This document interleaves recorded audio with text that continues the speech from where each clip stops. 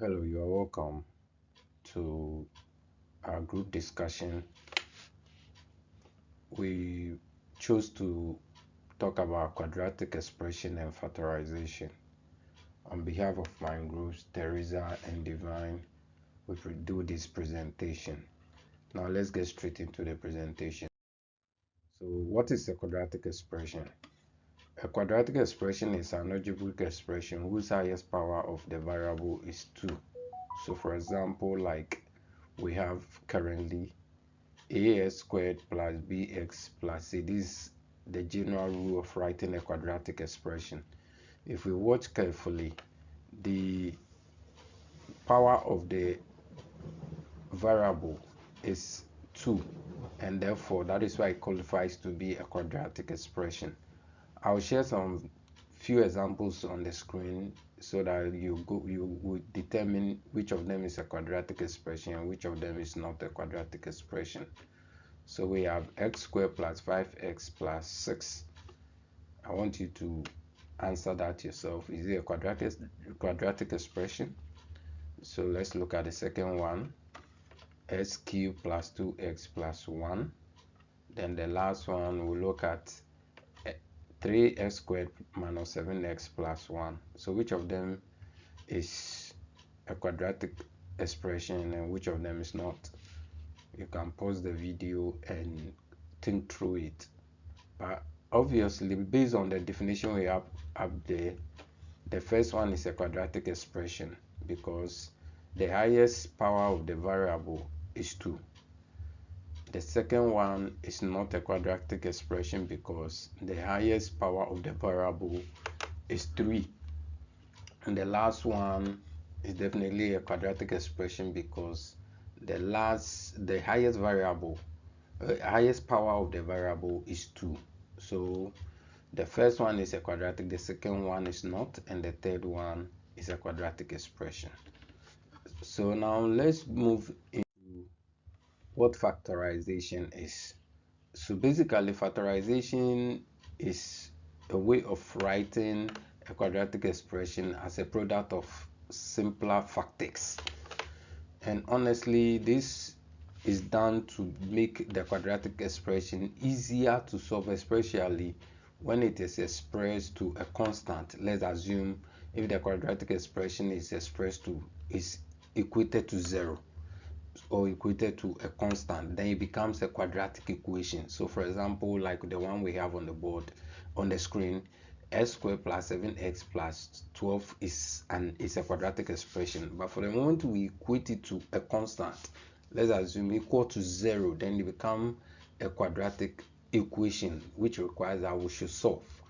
And when we are able to express that quadratic expression in the product of simpler factors, it makes it easier for us to solve when it is in an equation form. So the essence of factorization is one, to convert the expression into product of simpler factors to make it easier for us to solve. Now let's look at the part of before we can solve a quadratic equation or factorize a quadratic equation, we need to know the parts. So let's look at the parts. So first we have the coefficient of x squared. Any number that is with the x square is referred to as coefficient of x squared. Any constant that is with the first term, that is with x squared, is referred to as the coefficient of x squared. The same applies to the middle term. Any constant that is with x is expressed as a coefficient of x, and the last term, which is 3, is referred to as a constant, because we know that number. Then we have the variable, of course, which is x. Then the part of the degree of the power is also there. So basically we have, these are the parts, because during our work examples we make use of some of these terms so that you understand it very well. So we have the coefficient of x squared, that is the constant that is with the x squared.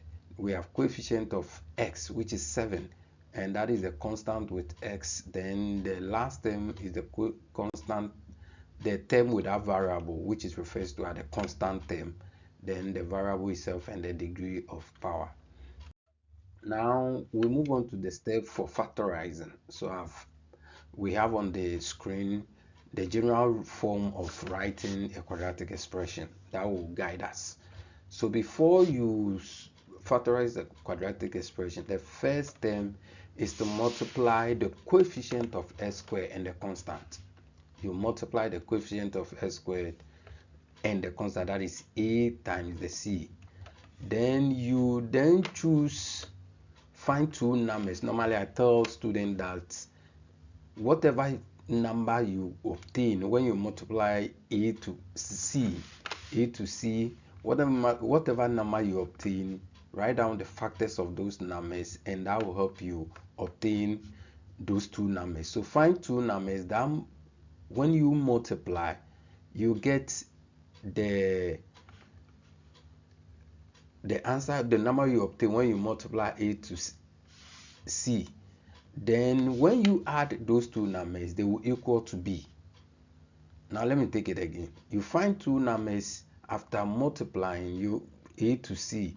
You find two numbers, and mostly I advise that the whatever number you obtain when you multiply a to c, write down the factors of those numbers. Then find two of those factors. When you multiply, you get the answer you obtain when you multiply a to c, and when you add them, you should be able to get, it should be equal to what? B.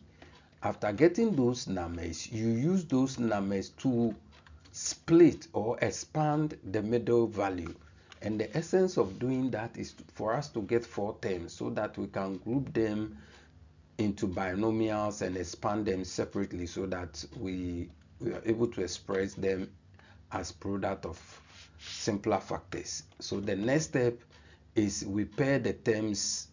After you've split the middle term, you then pair them like I mentioned. You get four terms, then you pair them, then you factor out the common factors from it.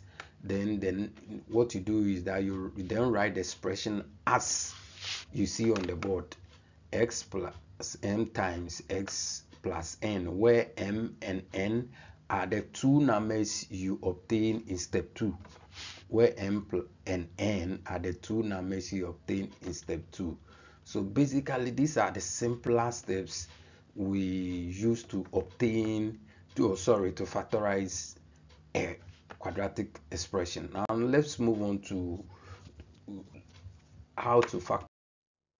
So just we have on our screen, we are going to look at this example. We have to factorize 3x squared plus 5x plus 6. So here you watch it carefully, or you look at it carefully. The coefficient of x squared is 1, the coefficient of x is 5, and the constant is 6. So let's get into it. So just like we did, we are going to multiply the constant to the coefficient of x, which is 1, and that will give us 6. So like I advised, we now find two numbers. When we multiply, we get the constant 6, and when we add, we get 5. So I'm writing down the factors of 6, which is 1, 2, 3, and 6. Sorry. Now I will choose two numbers. Just like when you multiply, in those numbers are what? 2 and 3. So first I'm going to test if they satisfy the conditions. In fact, those two numbers must satisfy the two conditions given. When we multiply them, that is 2 times 3, we should get 6 equal to the constant. So the two numbers have satisfied the first condition. Now when we add them, we should get the coefficient of x, which is 5. So 2 plus 3 is equal to 5. So the numbers have satisfied the two conditions. So since both conditions are satisfied, we can then use those two numbers to split 5x or expand 5x. So what are we going to do? We write 2x squared plus, we use the first term, which is 2x plus the next number we choose, which is 3. So we write 3x. So we realize that we've split the middle value into 2 and plus 6, and that gives us 4 terms. So we are able to pair them and factorize them. So now we have 2 binomials that we can easily factorize. So now we factor the first one. The highest common factor between the terms is x. We bring it outside, x plus 2. When you use distributive property to expand it, you get back the same thing, plus the highest common factor is 3. So we bring 3 outside the bracket. We open the bracket, x plus 2. 3 will go into 6 2 times, so that will give us 2. So if you look into the bracket, you realize that they have the same term. So that is the common factor. So we open a bracket and bring the common factor, that is x plus 2. We close the bracket. Then we bring those outside the bracket, x x plus 3. Then we close the bracket. So you realize that at the end of the day, we've been able to express 3x squared plus 5x plus 5x. Okay, this is what I've learned so far from our topic, quadratic equation. And what I've learned is that with the quadratic equation, we have a variable with the power 2. So anytime I see different equations and I want to select quadratic equation out from them, I must select the one which has a variable with the power 2. That is quadratic equation, and the rest are not quadratic equations. So now I can differentiate a quadratic equation from any other equation. And when I'm solving quadratic equation 2, I must put in mind that I have to arrive on 2 brackets. So whilst I'm solving, I must know that I must arrive on 2 brackets. And with these 2 brackets, for me to know my answer for my equation, I have to choose one of the brackets and the numbers which are not in the bracket, so that I will equate all of them to 0 and arrive on my final answer. Thank you so much. This is what I've learned so far from quadratic equation. Thank you.